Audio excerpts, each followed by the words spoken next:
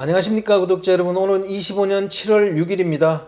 전국 영업용 화물차 번호판 시세 좀 알아보겠습니다. 먼저 대표님 본인 소개 좀 해주세요. 예, 안녕하세요. 전국구 영업용 칼산상사 이원복입니다.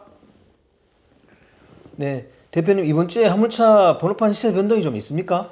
예, 이번 주에는 개인 대형만 소폭 내렸고 다른 매물은 변동사항이 없습니다.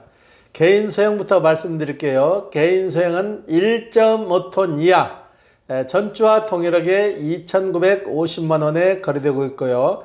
개인 소형 전기차 넘버는 2,800만 원.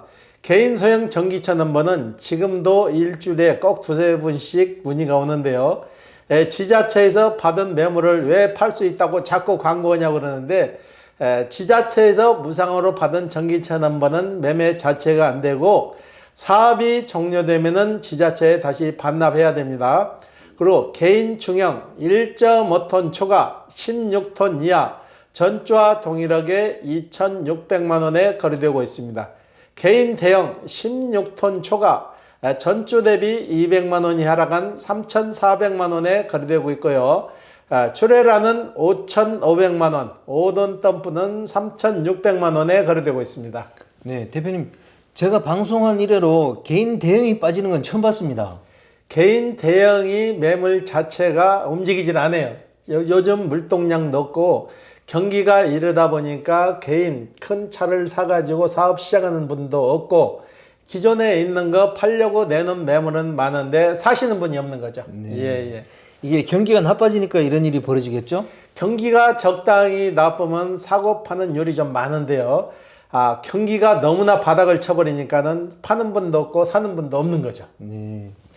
이런 시기에 그 임대 번호판을 쓰시던 분들이 이 개인 소형이나 개인 중형, 개인 대형을 사는 거는 좋은 선택일 것 같은데 대표님 여기에 대해서 어떻게 생각하세요? 그렇죠. 전에 임대 번호를 쓰시던 분들은 계약 기간이 끝나면은 다시 수수료 명목으로 돈을 달라고 자꾸 집에서도 그러니까 가격이 많이 내려왔을 때 개별로 개인 중형, 개인 대형으로 갈아타는 것도 하나의 방법이죠. 네. 싸니까 이때 사두는 게 유리할 것 같아요. 그렇죠. 네. 대표님 다음 주 전망을 그럼 어떻게 보세요? 다음 주에도 큰 틀의 변함없이 이 금액대를 유지할 것 같은데요. 개인 중형은 매물이 많이 적체되어 있는데 개인 중형 같은 경우에도 조금은 더 가격이 빠질 것 같아요. 네. 예. 개인 중형 넘버 값이 조금 빠질 거라고 생각하시는 거는 경기 상황 때문인 거죠? 개인 중형이나 개인 대형이나 면허권 값이 오르지 않고 내려간 답보 상태로 빠지는 것은 경기가 최악으로 치닫는데 이게 지금 기존에 있던 이분들이 새 차를 사서 톤수를 올리거나 그러질 못하고 기존에 지입회사에 있다가 나와가지고 일반 개인 중형이나 개인 대형으로 갈아타는데 이런 사례도 요즘은 거의 없다는 얘기죠. 네. 예. 우리나라 경기 상황이 회복될 기미가 없나요? 지금 새 정부도 들어섰고 해가지고 바람은 좀 부는데요. 아직까지는 화물 시장에는 뚜렷하게 달라질 게 좀 없을 것 같아요. 네.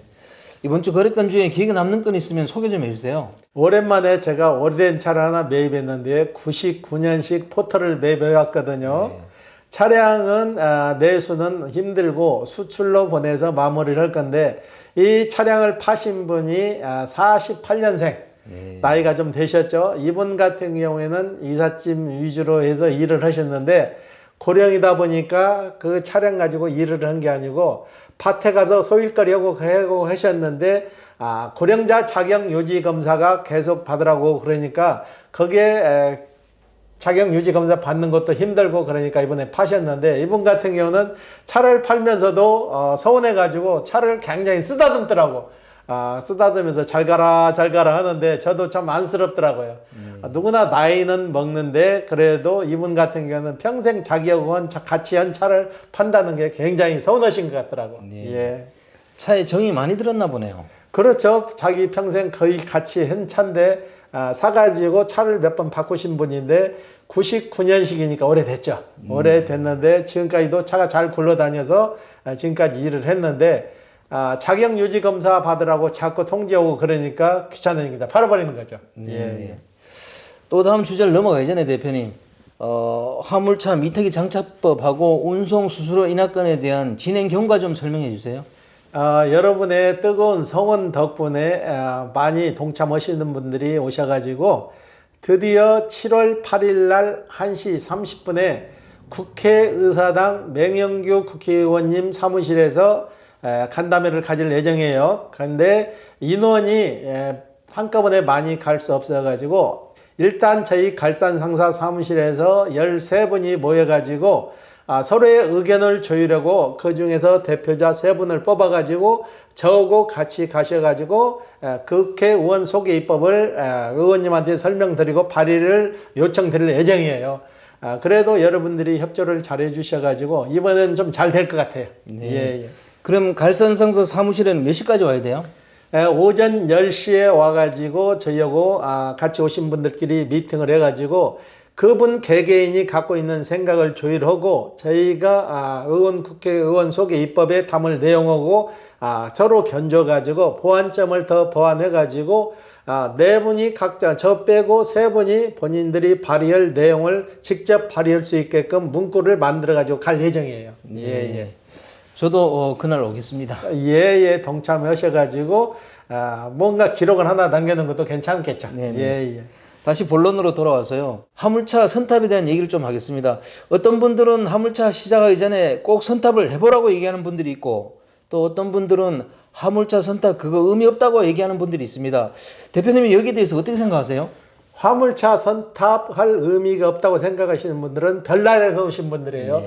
처음부터 많은 지식을 갖고 시작하는 게 아니잖아요. 화물차는 제일 처음에 시작하실 때 막연한 두려움을 가지고 있잖아요. 내가 무슨 차를 사서 어떻게 일을 할 거며 어떻게 수익을 낼 건가 아무것도 모르는 상태에서 덮벅 차종을 선택해가지고 낭패볼 사례가 많잖아요.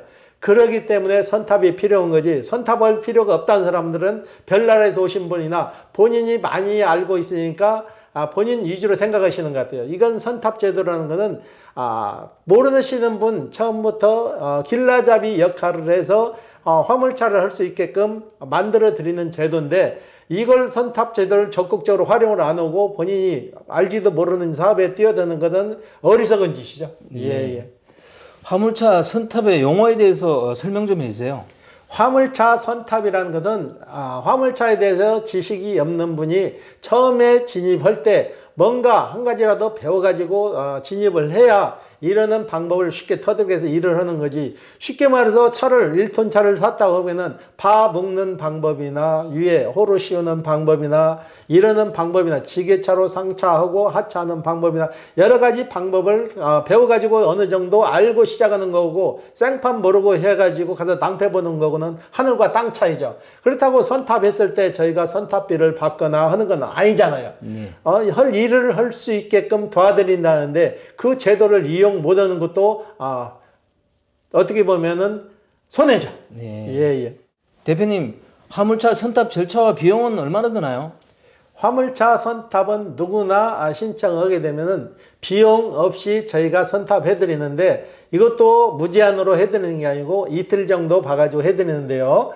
본인이 원하는 차종하고 시간만 저희한테 문자 메시지로 주면은 저희가 선탑 기사하고 조인해 가지고 매치를 시켜드려요. 별도 비용은 받지 않고 선탑하실 때 선탑 기사분 점심 식사만 대접하시면 됩니다. 네. 예. 실제 선탑 사례가 있으면 얘기 좀 해주세요. 예, 김포에 사시는 분인데요. 72살 드신 분이신데 일을 굉장히 잘하시고 굉장히 재밌어 하세요. 이분은 나오면은 아침에 전화 갖고 오세요. 대표님, 나오는 오늘 어디로 일을 가는데 오늘 얼마짜리 해서 가는데 오늘은 몇 시경에 끝날 거예요? 그러고 전화를 하시는데 이분 같은 경우는 집에서 도시락도 싸가지고 나오시더라고. 도시락도 싸가지고 나오셔가지고 이러다 보면은 끼니를 자꾸 놓친다고 도시락 싸와서 사모님이 싸주시면은 소풍은 기본으로 가지고 도시락도 까먹고 큰 덤벌이는 안 돼도 굉장히 만족하시는 분이 있어요. 이분 같은 분도 선탑을 해가지고 선탑 제도를 잘 이용해 하셔가지고 지금 만족하시는데 제가 그래서 물어봐요. 언제까지 하실 거예요? 그랬더니 일은 한 7살이나 일은 8살까지는 할 것 같아요. 그렇게 말씀하시더라고. 네. 대표님, 선탑이 꼭 필요한 이유가 뭐라고 생각하세요? 일단은 본인이 전문적인 지식이 없잖아요. 기존에 하는 분들한테 1대1로 멘트를 붙여가지고 어느 정도 이러는 방법을 배워가지고 시작하는 것과 아무것도 모르는 상태에서 차종을 선택해가지고 적응 못해가지고 차를 세워놓는다는 건 큰 손실이잖아요. 네. 그래서 선탑 제도가 필요한 거예요. 그러니까 너무 두려워하지 말고 저희한테 차 사라는 소리 아니니까 와서 선탑 제도를 이용하시면은 아무래도 도움이 좀 된다는 얘기죠. 그리고 선탑 같은 경우에는 장난으로 해서는 안 되는 거죠.